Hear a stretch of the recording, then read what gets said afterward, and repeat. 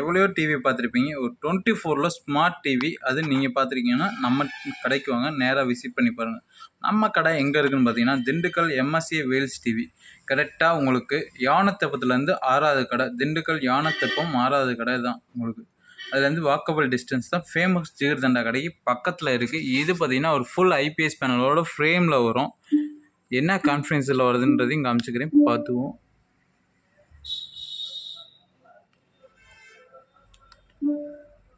இது பார்த்தீங்கன்னா 2GB RAM 16GB internal Android லெவலில் ரன் ஆகிற டிவி.